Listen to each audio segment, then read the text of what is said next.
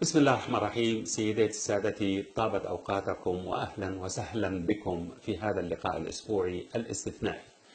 اليوم سأتحدث عن مناسبة حزينة: مقتل الرئيس اليمني علي عبد الله صالح، الذي أعتبره ليس فقط من أدهى دهاة اليمن وإنما من أدهى دهاة العرب أيضا.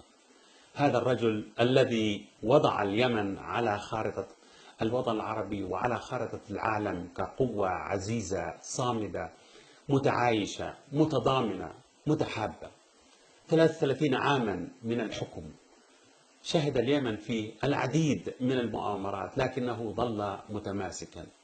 الرئيس علي عبد الله صالح حكم اليمن لأكثر من 33 عاما، وكان اليمن في معظمها ينعم بالاستقرار وبالأمان، ويكفيه فخرا أنه كان على رأس أهم وحدة في تاريخ اليمن بأسره، الذي نجح في توحيد اليمن خلف حكومة مركزية، وهو ما لم يحدث في مختلف فترات العالم بأسره أو تاريخ اليمن بأسره. هذا هو الرئيس الراحل علي عبد الله صالح. ربما يكون الحوثيون هم الذين قتلوا الرئيس علي عبد الله صالح بعد أن اتهموه بالغدر والخروج من التحالف، لكن في تقديري من قتل الرئيس علي عبد الله صالح ومن يتحمل مسؤولية قتله هو التحالف العربي الذي تتزعمه المملكة العربية السعودية وعاصفة حزبها. أرادوا أن يخلقوا فتنة في اليمن، أرادوا أن يشقوا التحالف الحوثي المؤتمري وأن يركعوا اليمن وأن يخلقوا حربا أهلية بين حزب المؤتمر وأنصاره وبين أنصار الله الحوثيين. هذه هي الخطة الجهنمية التي أرادوا تطبيقها، ولا أعرف كيف وقع الرئيس اليمني رحمه الله في هذه المصيدة. وأنا الذي أعرفه جيدا، وأنا الذي أعرفه جيدا.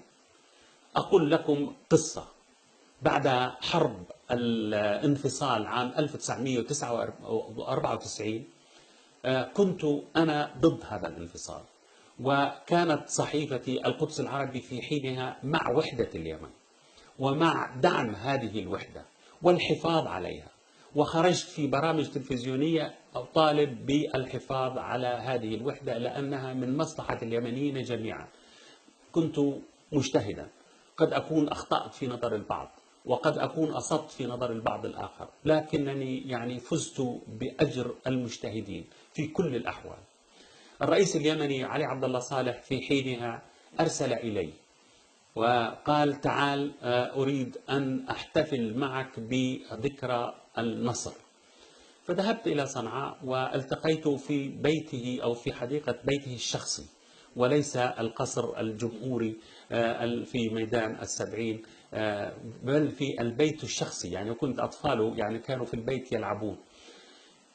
قال لي أنه الحمد لله، ربنا نجانا من هزيمة كبرى، وأقسم لي بأنه كان على بعد أسبوع واحد من نفاذ الذخيرة، لأن الحصار كان خانقا والدعم كان محدودا له من الخارج، وكانت المملكة العربية السعودية تدعم المجموعة الانفصالية في الجنوب اليمني. لكنه قال لي أنه قررنا أن نغامر وأن نشن هجوما على قاعدة العند في الجنوب قرب عدن، وهي أضخم قاعدة سوفيتية كانت في كل أنحاء العالم أو في الشرق الأوسط على وجه التحديد. قال: هجمنا على هذه القاعدة ونحن لا نعرف أننا سننتصر، لكن كنا نعرف أننا لو انتصرنا واستولينا عليها فهذه ستكون بداية النهاية لحركة الانفصال. فانتصرنا واستولينا على هذه القاعدة، والكلام هنا للرئيس علي عبد الله صالح. قال لي أيضا وجدنا طائرات ميج 27 في صناديقها، وجدنا مدافع متطورة جدا، وجدنا أموالا ضخمة، وجدنا معدات عسكرية من الشرق ومن الغرب لم نسمع بها وبقدراتها، وأصبحت هذه كلها ملكا للجيش اليمني. لكن قال أمرا آخر ما زال يطن في رأسي. قال لي: أنا كنت واثقا من النصر. قلت: لماذا؟ قال والله لم يخالجني أي شك بأنني سأنتصر في هذه الحرب، لسبب بسيط، لأنني أدرك جيدا أن المملكة العربية السعودية لم تدعم أناس أو جهة إلا وهزمت، لم تدعم طرفا في حرب إلا وهزم، بما فيهم أنا حاربت بدعم منهم عدة حروب وخسرتها جميعا، فلذلك كنت مرتاحا وواثقا من أنني سأنتصر لأنهم ضدي وليسوا معي. تذكرت هذه القصة عندما قرر الرئيس علي عبد الله صالح أن يفك التحالف مع أنصار الله.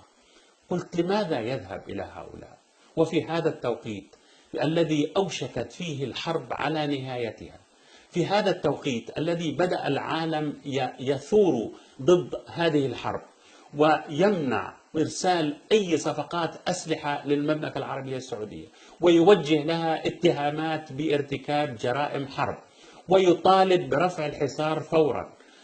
أكثر من 28 مليون يمني كانوا تحت حصار خانق، آلاف اليمنيين قتلوا واستشهدوا من جراء قصف أعراس، مدارس، مستشفيات، مجالس عزاء، مزارع دجاج، أسواق.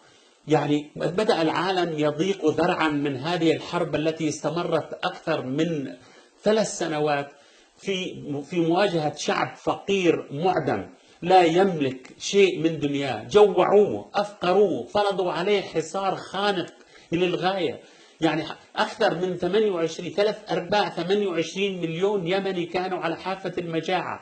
لماذا هذا؟ لماذا يجوع هذا الشعب الكريم، هذا الشعب العزيز، هذا الشعب الشريف؟ لماذا يجوع؟ لماذا يقتل؟ لماذا يعني تمزق أركانه؟ لماذا يعني يواجه كل هذه المصائب، هذا القصف من الجو، من البحر، من الأرض؟ لماذا تغلق مطاراته؟ لماذا تغلق موانئه؟ ماذا فعل هذا الشعب؟ لم يعتدي على أحد، والله لم يعتدي على أحد، ويريد الخير للجميع. على أي حال استغربت أن يعني الرئيس علي عبد الله صالح وهو الداهية يعني أن يقرر أن ينحاز إلى هؤلاء، ولا يعرف أن هؤلاء يعني لا يريدوه ولا يحبونه، وإنما يريدون استخدامه من أجل تركيع اليمن وإذلاله. حقيقة يعني شعرت بالحزن، ولكنني تحليت بضبط النفس وتكلمت بحياد شديد جدا عن هذه الأزمة. اليوم فجعت، والله العظيم فجعت وبكيت لمقتله وبهذه الطريقة، والله حزنت كثيرا جدا. الآن يعني علينا أن ننظر إلى مستقبل اليمن. أتمنى أن لا تطغى الثأرات، أتمنى أن لا تكون غريزة الانتقام هي المحرك، أتمنى أن لا يغرق اليمن في حرب أهلية. علينا أن ننبه الأشقاء اليمنيين بأن الحرب لن تنتهي عليهم، وأن العدو خارجي وليس العدو داخليا. من يقاتل اليمن، من يدمرونه ليسوا من أبناء اليمن. هذه هي الحقيقة. لا بد من وحدة وطنية في مواجهة هذا العدوان، وعندما ينتهي بشكل عادل، وعندما يتم دفع تعويضات لليمنيين على كل هذا الدمار الذي حصل، عندما يتم إعادة الإعمار من قبل الدول التي دمرت هذا اليمن، بعد ذلك يعني ربما يعني يكون من المسموح ربما مناقشة الخلافات، ومن المسموح العتاب أو حتى الجدل أو حتى الخلاف. الآن يجب أن يتوحد اليمنيون جميعا في مواجهة هذا العدوان. يا أخواننا، يعني الحوثيون مكون أساسي من مكونات الشعب اليمني، هؤلاء يمنيون.